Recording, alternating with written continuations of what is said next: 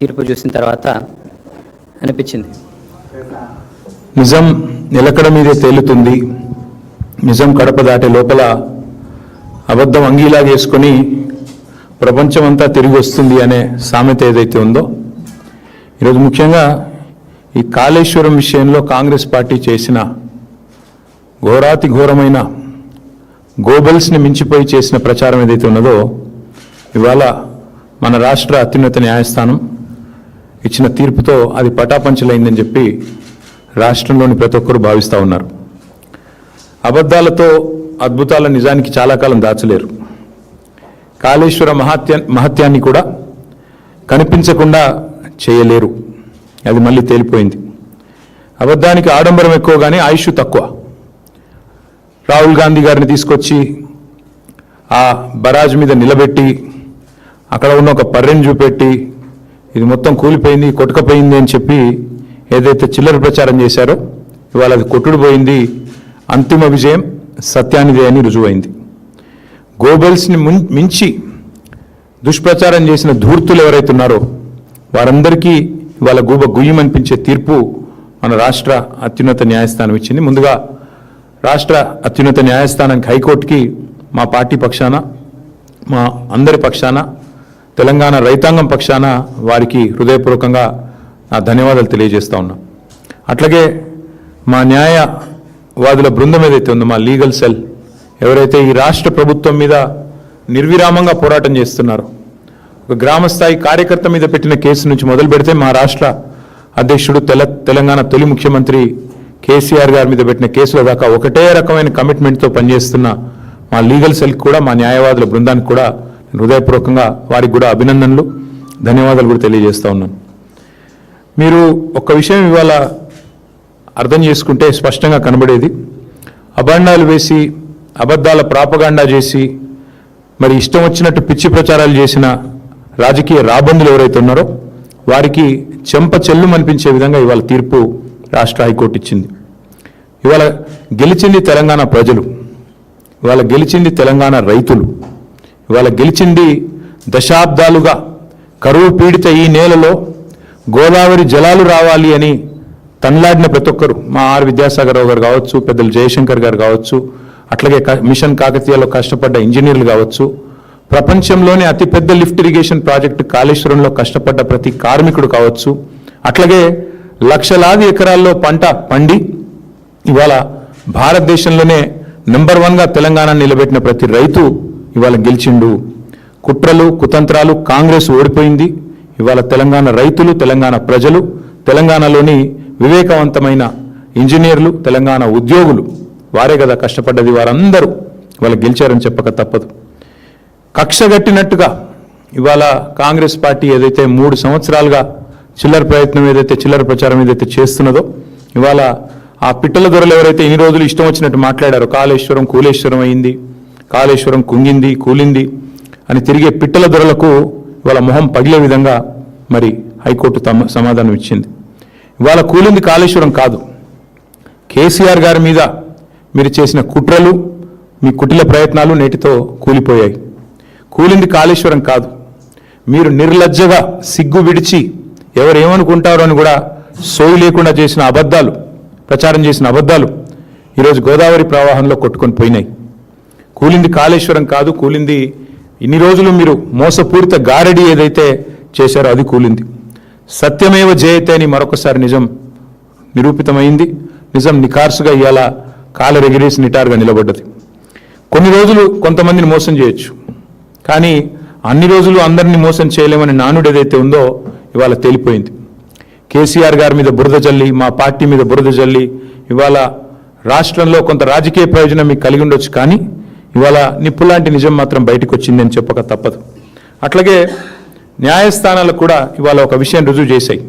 ప్రభుత్వాలు ఏమనుకున్నా రాజ్యాంగానికి చట్టానికి వ్యతిరేకంగా ఎవరు తప్పుడు పని చేసినా ఊరుకోము అనేది ఇవాళ రాష్ట్ర హైకోర్టు తీర్పు ద్వారా స్పష్టంగా వెల్లడయింది.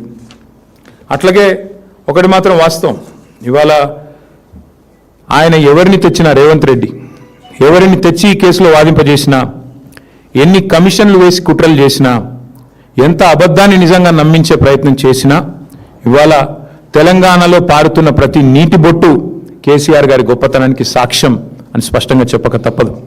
పండుతున్న ప్రతి పంట ఆయన అకుంఠిత దీక్షకు నిదర్శనం అని చెప్పక తప్పదు. కేసీఆర్ గారు కట్టిన కాళేశ్వరం అజరామరం. తప్పకుండా ఇది భూమి ఉన్నంత కాలం, తెలంగాణ రాష్ట్రం ఉన్నంత కాలం, భూమి ఉన్నంత కాలం ప్రాజెక్టు ఉంటుంది. ఈ గోదావరిలో ఈ గోదావరి నది ఈ భూమి మీద పారినంత కాలం ఆయన చరిత్రను, కాళేశ్వరం ప్రాజెక్టు చరిత్రను నీలాంటి అంగుష్ట మాత్రులు మాత్రం ఎన్నడూ తాకను కూడా తాకలేరని చెప్పి కూడా నేను ఈ రాష్ట్ర ముఖ్యమంత్రికి చెప్తా ఉన్నా. మేము మొదటి నుండే చెప్తా వచ్చాం, ఈరోజు కాదు. ఈ పీసీ ఘోష్ కమిషన్ రిపోర్ట్ ఏదో ఇచ్చింది అని చెప్పినాడే నేను చెప్పాను, మా పార్టీ తరఫునే చెప్పాను. ఇది పీసీ ఘోష్ కమిషన్ కాదు, పీసీసీ నివేదిక అని ఆ రోజే చెప్పాను. ఇవాళ అది అక్షర సత్యం అని చెప్పి తేలిపోయింది హైకోర్టు తీర్పుతో. వాస్తవం ఏంటి? కని విని ఎరగని గోదావరిలో ప్రవాహం వస్తే, వరదలు వస్తే 28 లక్షల క్యూసెక్కులు వచ్చినా మొత్తం మేడిగడ్డ బరాజు మీద నుంచి నీళ్లు ఫీట్ల ఎత్తున పోయినా తట్టుకొని నిటారుగా నిలబడ్డది మేడిగడ్డ. వాస్తవం అది.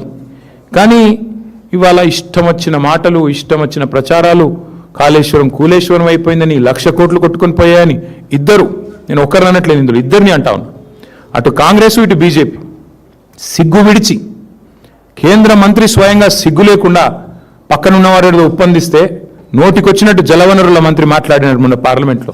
వెంటనే మా సురేష్ రెడ్డి గారు సమాధానం చెప్పారనుకోండి, బట్ ఆయన కూడా అంతే మాట. అట్లాగే ఇక్కడ ముఖ్యమంత్రి నుంచి మొదలు పెడితే గ్రామీణ స్థాయిలో ఉండే కాంగ్రెస్ కార్యకర్త దాకా ఒకటే మాట, పాడిందే పాటరా అన్నట్టు ఒకటే మాట, ఒకటే సొల్లుపురాణం. అందుకే ఈ జలద్రోహులు ఎవరైతే ఉన్నారో, 60 ఏళ్లుగా తెలంగాణకు నీళ్లు ఇవ్వకుండా ఏడిపించిన వాళ్ళు, 60 ఏళ్లుగా తెలంగాణ రైతులను ఇబ్బంది పెట్టిన వాళ్ళు, గోసబుచ్చుకున్న రాబందులకు ఇవాళ ఈ తీర్పుతో జ్ఞానోదయం కలిగి ఉండాలని చెప్పి నేను అనుకుంటా ఉన్నా. వాస్తవానికి తెలంగాణ రైతాంగానికి కాళేశ్వరం ఒక వరప్రదాయిని, తెలంగాణ రైతాంగానికి కాంగ్రెస్ ఒక శనేశ్వరం. ఇది మొదటి నుంచి మేము చెప్తా వచ్చాం. కాళేశ్వరం అనేది ఎంత వరప్రదాయిని అనేది ఎంత వాస్తవమో, కాంగ్రెస్ అనేది శనేశ్వరం అనేది కూడా అంతే అక్షర సత్యం. ఇది ఈరోజు రైతులు ఇప్పుడిప్పుడే గ్రహిస్తూ ఉన్నారు.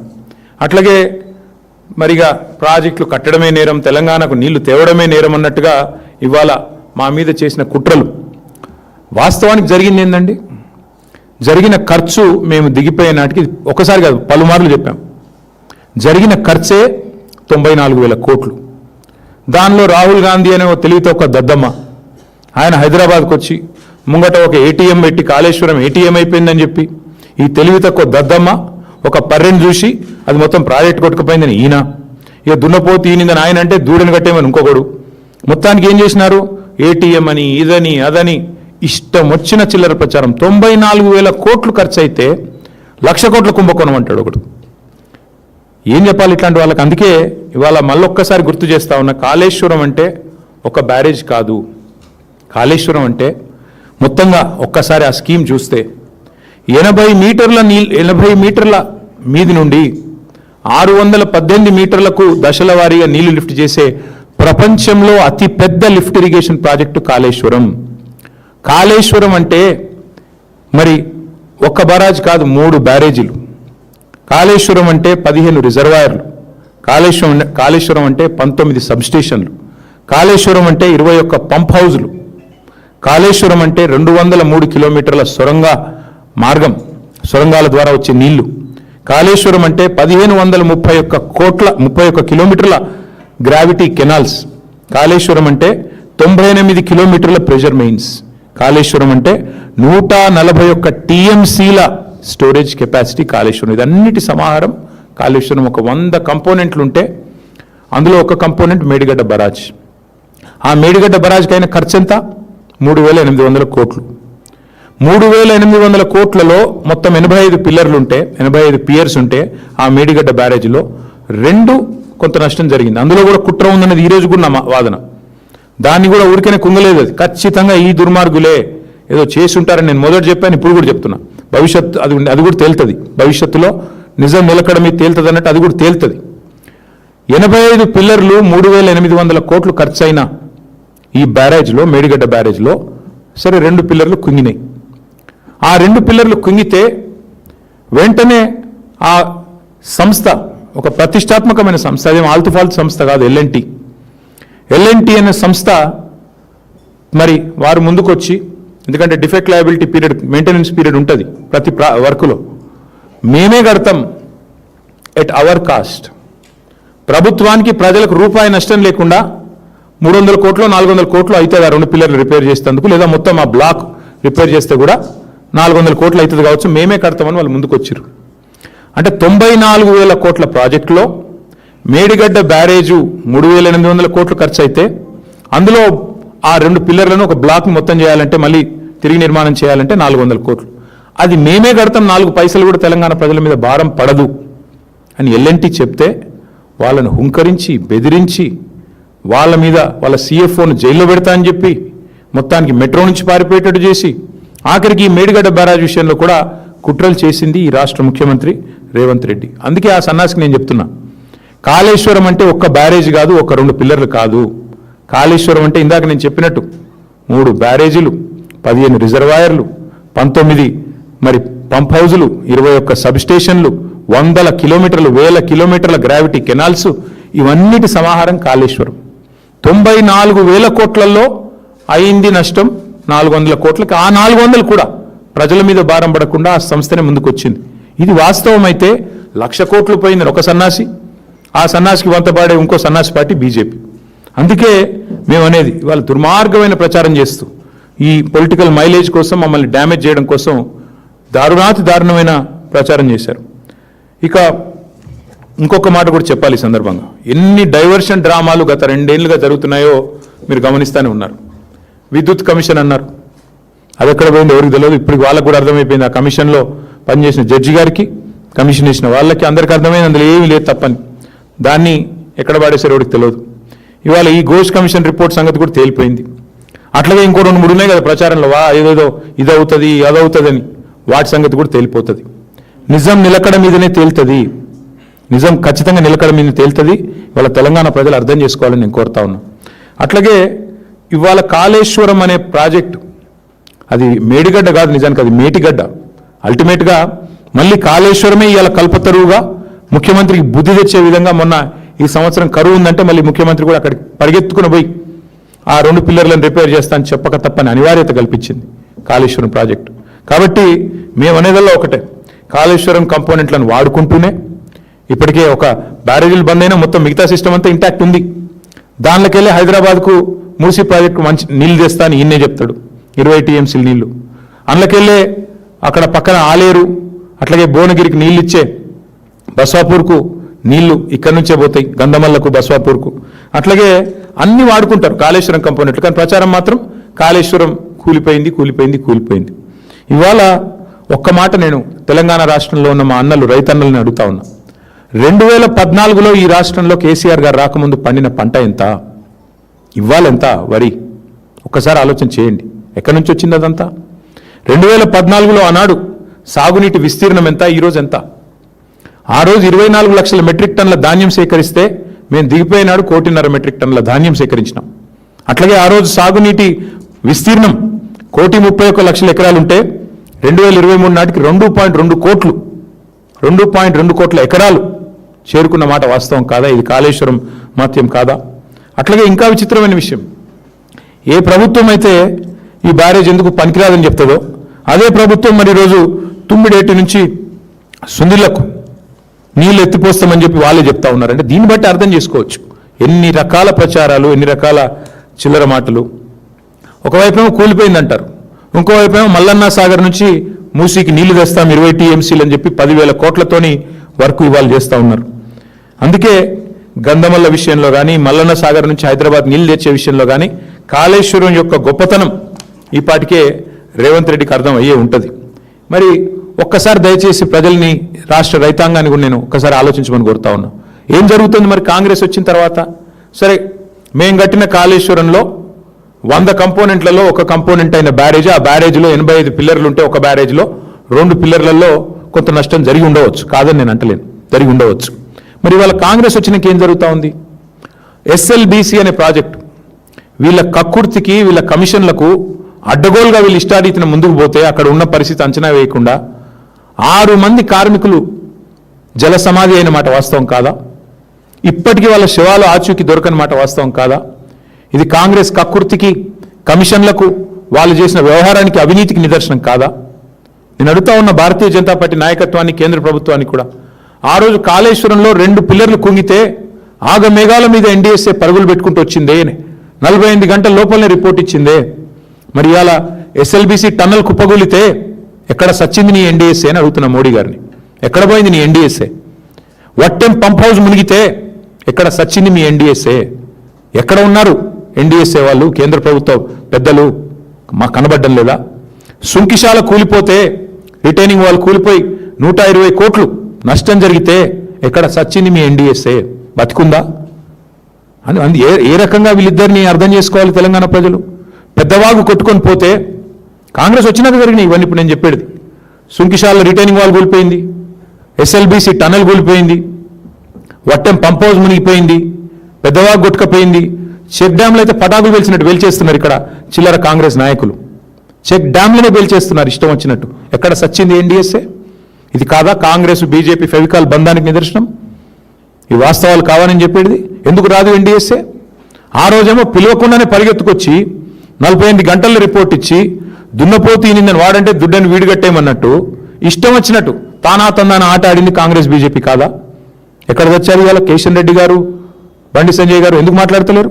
ఎస్ఎల్బీసీ టనల్ కూలిపోతే బీజేపీ వాళ్ళు మాట్లాడరు, వట్టెం పంప్ హౌస్ మునిగితే మాట్లాడరు. ఏమైంది మరి? చెక్ డ్యాములు పేలిపోతుంటే, ఎక్కడో కాదు బండి సంజయ్ పార్లమెంట్ పరిధిలోనే చెక్ డ్యాములు పటాకులు పేలినట్టు పేలిపోతుంటే కాంగ్రెస్ నాయకులు పేలుస్తుంటే ఏం చేస్తున్నాడు కేంద్ర హోంశాఖ సహాయ మంత్రి? కేసు పెట్టి 4 లోపల ఏరాదా? మరి ఏంది మీ ఇద్దరి మధ్యన ఇంత ఫెవికాల్ బంధం? ప్రజలు చూస్తలేరా? రైతులు గమనిస్తలేరా? అందుకే మేము అనేది దొందే. ఇప్పటికైనా కూడా నేను అడుగుతా ఉన్నా, కాళేశ్వరం మీద ఆగమేఘాల మీద ఉరికొచ్చిన ఎన్డీఎస్ఏ ఇప్పటికైనా నిజంగా బీజేపీకి చిత్తశుద్ధి ఉంటే ఇండిపెండెంట్ ఎంక్వైరీ చేయండి. ఇప్పుడు నేను చెప్పిన అన్ని సంఘటనల మీద ఇండిపెండెంట్గా అసలు మేడిగడ్డలో ఏం జరిగిందో ఒక రిటైర్డ్ జడ్జితో ఎంక్వైరీ చెప్పేయండి. మేము వద్దంటలేం కదా. ఎవడు పేల్చిండు దాన్ని తేలని, బయటికి రాని. కరెక్ట్గా ఎలక్షన్ నెల ముందు ఎట్లా పేలుతుందండి? బ్రహ్మాండమైన వరద ప్రవాహాన్ని తట్టుకొని నిటారుగా నిలబడ్డ మేడిగడ్డ మరి 2 పిల్లర్లు ఎట్లా కుంగుతాయి? ఇవన్నీ తేలాల్సిన అంశాలు. ఖచ్చితంగా తప్పకుండా భవిష్యత్తులో కాలం తెలుస్తుందనే మాట కూడా చెప్తూ, ఇంకా చాలా ఉంది చెప్పేది, కానీ ఒకటి మాత్రం నేను అప్పీల్ చేయదలుచుకున్నా ఈ ప్రభుత్వానికి. కేసీఆర్ గారి మీదనో మా మీదనో కక్షతో 2.5 ఏళ్ళు మొత్తానికి ఈ రాష్ట్ర రైతాంగాన్ని రాచి రంపాన పెట్టారు, వాళ్ళని ఎండబెట్టారు. సరే, కాలం బాగైంది, మీకు అవసరం పడలేదు కావచ్చు, కానీ ఇప్పుడు మరి ఎల్నీనో ఎఫెక్ట్ ఉంటుంది అంటున్నారు, ఇంక సూపర్ ఎల్నీనో అంటున్నారు ఇంకొంతమంది. తప్పదు ఇప్పుడు నీళ్ళు లిఫ్ట్ చేయడం. ఇప్పుడైనా బుద్ధి తెచ్చుకోండి. చేసిన రాజకీయం చాలు, చేసిన చిల్లర ప్రచారం చాలు. నిన్నగాక మొన్న మీరు మాట్లాడిన బూతులు అందరం విన్నాం, చెవుల నిండా విన్నాం. ఇక 2.5 ఏళ్ళు మాట్లాడిన బూతులు, కూసిన కారు కూతలు ఇవి చాలు. మా మీద కోపం ఉంటే ఏంటి కేసులే, ఇంకొక 10 కమిషన్లు ఏం వేసుకుంటా వేసుకో. కానీ కోపం రైతాంగం మీద తీసి వాళ్ళని ఎండబెట్టి, వాళ్ళ పంటలు ఎండబెట్టి, వాళ్ళ కరెంట్ ఇవ్వకుండా, రైతు బంధు ఇవ్వకుండా, నీళ్ళు ఇవ్వకుండా ఏ రకంగా హింసించడం ఏదైతుందో ఇది ప్రభుత్వానికి తగదు, కాంగ్రెస్ పార్టీకి తగదు. ఇకనైనా లిఫ్టింగ్ స్టార్ట్ చేయండి, ఇకనైనా మీ యాక్టింగ్ బంద్ చేయండి, ఇకనైనా గవర్నమెంట్ మీద దృష్టి పెట్టండి, గాసిప్స్ మీద కాదు. గవర్నెన్స్ మీద దృష్టి పెట్టండి, ఇకనైనా పరిపాలన మీద దృష్టి పెట్టండి, పనికిమాలిన పనుల మీద కాదు అని రేవంత్ రెడ్డి గారు చెప్తూ, మళ్ళొకసారి హైకోర్టుకు, అట్లాగే హైకోర్టులో సమర్థవంతంగా వాదనలు వినిపించిన మా న్యాయవాదులకు, అట్లాగే ఈరోజు ఈ మరి గొప్ప తీర్పుని ఆస్వాదిస్తున్న ప్రతి రైతు బిడ్డకు మళ్ళొకసారి హృదయపూర్వకంగా ధన్యవాదాలు, అభినందనలు తెలియజేస్తాం.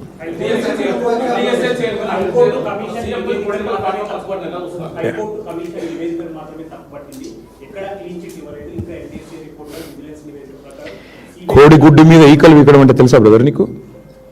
అదే ఆ రిపోర్టే ట్రాష్ అని చెప్పిన తర్వాత ఇంకేముంది అందులో చెప్పడానికి? ఇప్పుడు ఆ రిపోర్ట్ ఆధారంగానే కదా వీళ్ళేదో సిబిఐ గీబీఐ అని అర్ధరాత్రి 2 గంటలకు రేవంత్ రెడ్డి గారు అసెంబ్లీలో అనౌన్స్ చేశారు కదా. రిపోర్టే ట్రాష్ అని హైకోర్టు తెలిసింది, ఇంకేముంది చెప్పడానికి?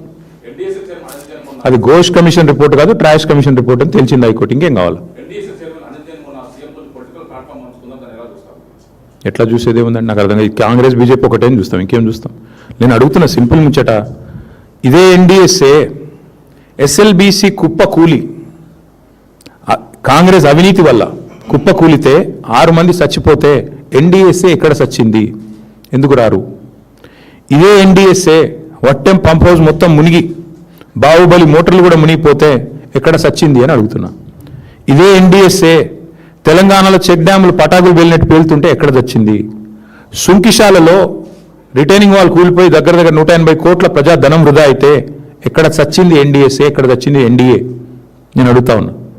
వాళ్ళంతా ఒకటే, ఇద్దరు దొంగ చీకటి ఒకటైపోయినట్టు వాళ్ళ ఇద్దరు ఒకటైంది, కాంగ్రెస్ బీజేపీ వాళ్ళు. కాబట్టి మీరు ఆలోచన చేయండి, వాళ్ళ కాంగ్రెస్ ముఖ్యమంత్రిని కాపాడుతుంది ఎవరండి?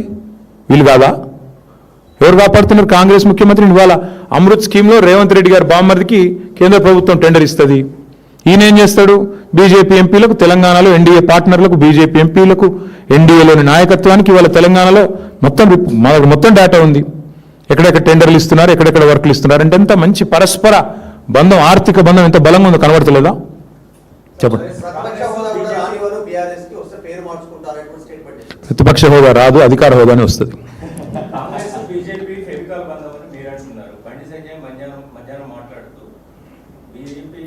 ఒక్కసారన్నా బండి సంజయ్ అంటే ఆయన రేవంత్ రెడ్డిని విమర్శ చేసింది మీరు విన్నారా? మూటలు వెళ్తుంటే పట్టుకోవాల్సింది ఎవరా? మూటలు వెళ్తుంటే కాంగ్రెస్ పెద్దలకు పట్టుకోవాల్సింది ఎవరు? హోంమంత్రినా? దొంగలను పట్టుకుంటాడు ఎవరు? హోంమంత్రి కదా. ఈయన ఏం చేస్తాడు పని?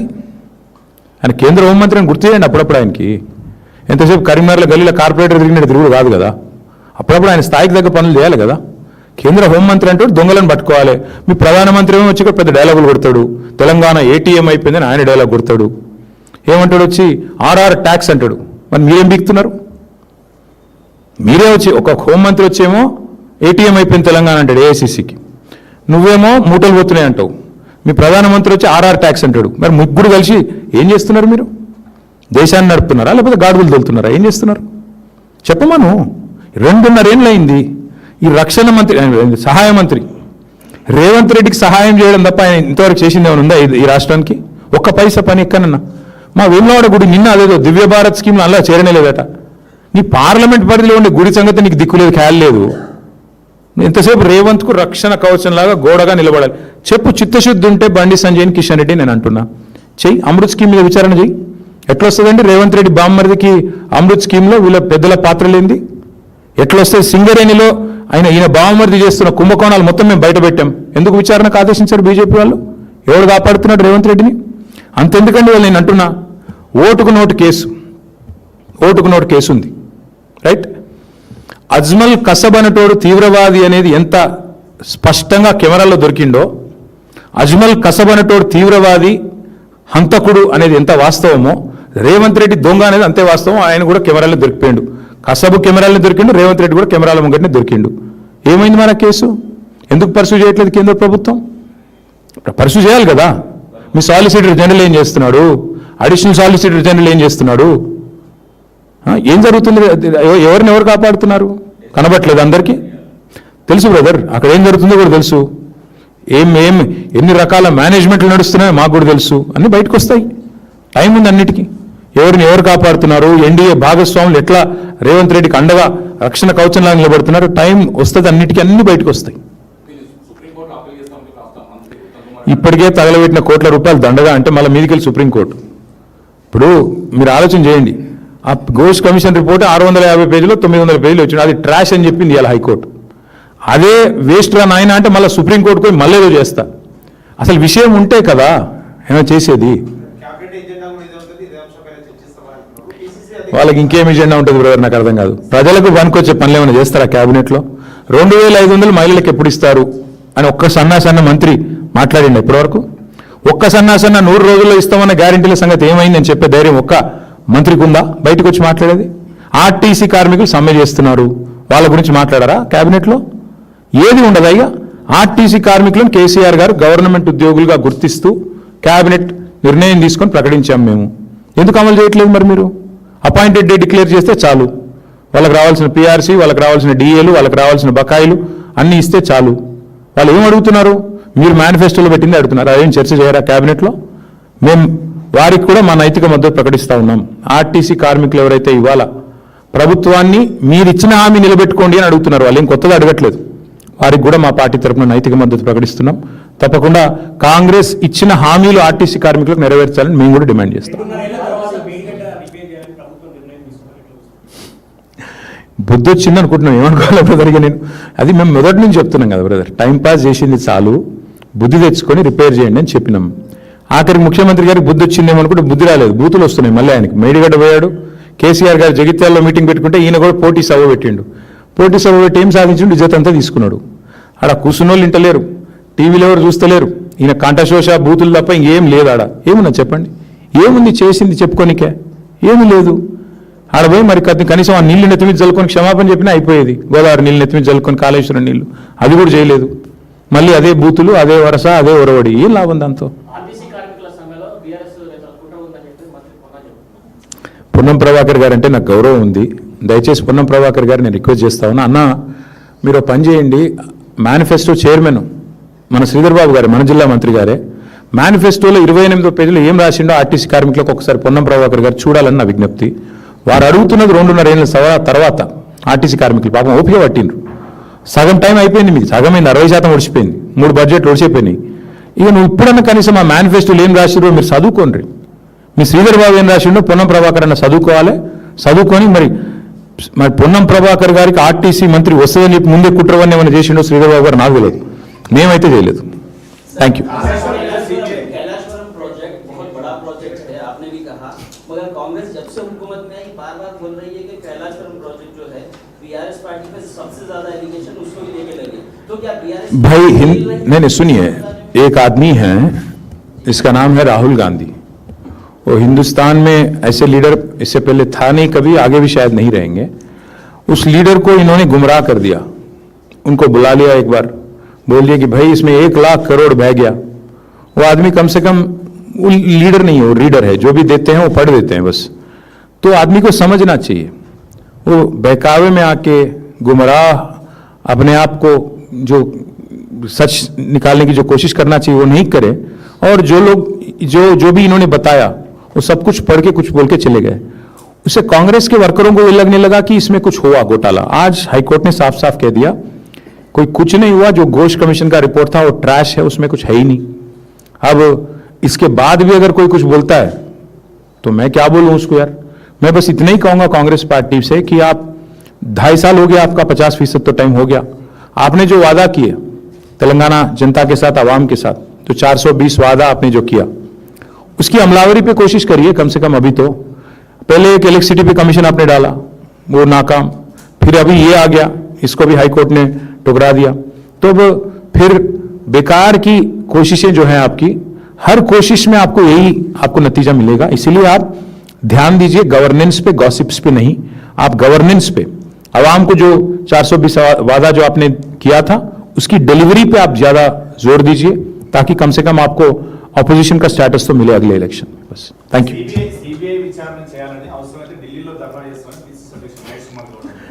FBI అని అమెరికాలో ఉంటుంది brother.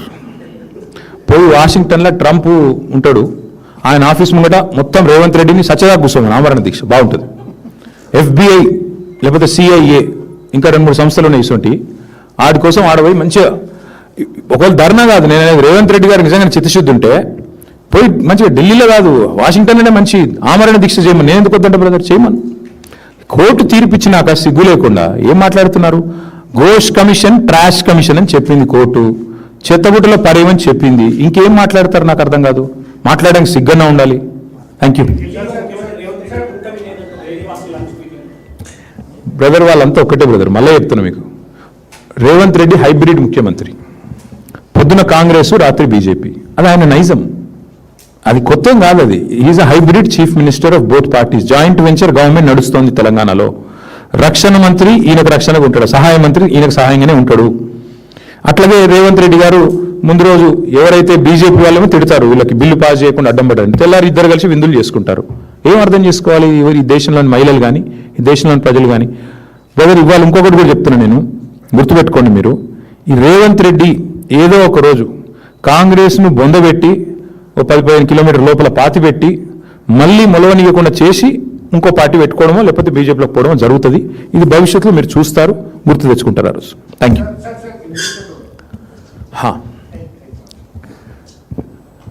We thank the Honorable High Court and our legal cell for the extraordinary verdict that has been delivered today in the Telangana High Court.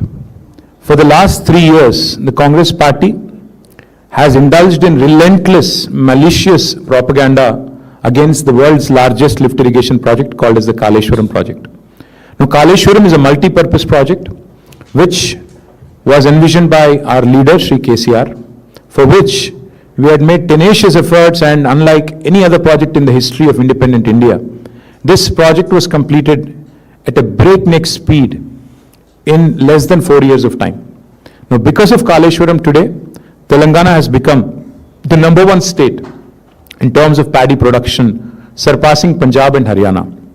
Telangana farmers today have become probably the most productive farmers in the country thanks to Kaleshwaram. Now, such a project was maligned, there was a smear campaign launched by nobody less than Mr. Rahul Gandhi, who unfortunately is not a leader but a reader who will just read any script that is given to him, who had come to Telangana all the way during the elections in 2023 and have started this campaign that there was heavy corruption in Kaleshwaram.